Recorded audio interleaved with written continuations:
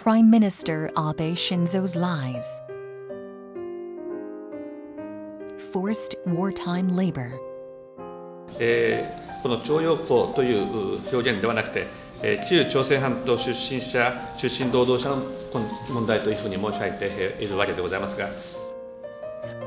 Although Korea's surviving forced labor victims testify to the bitter history of Japan's wartime atrocities, the Japanese government continues to look the other way. The Japanese government has not kept its promise to build an information center to educate visitors on the victims forced into labor on Hashima Island, which was made when the island was newly designated as a World Heritage Site by UNESCO. Abe's first lie stems from his effort to evade Japan's responsibility to compensate forced labor victims. Comfort women forced into sexual slavery by the Japanese military.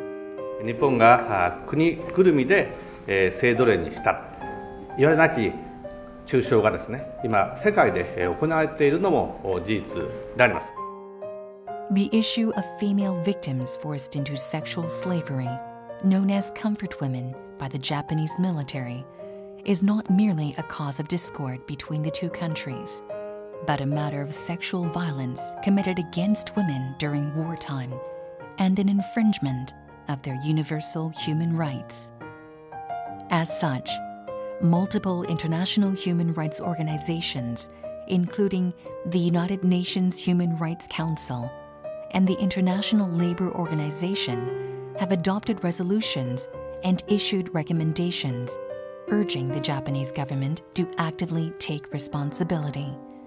Abe's second lie emanates from Japan's claim that the comfort women issue is fabricated. History of invasion. 侵略という定義についてはこれは学会的にもですね、国際的にもこれ定まっていない。In the 1900s, Japan's greed swept through all of East Asia in the whirlwinds of war. Japan attacked not only its neighboring countries of Korea and China, but also Southeast Asian countries and the US. Humanity must learn to humbly look back on and gain lessons from our footsteps in order to avoid making the same mistakes again. Abe's third lie stems from the distortion of Japan's history of invasion.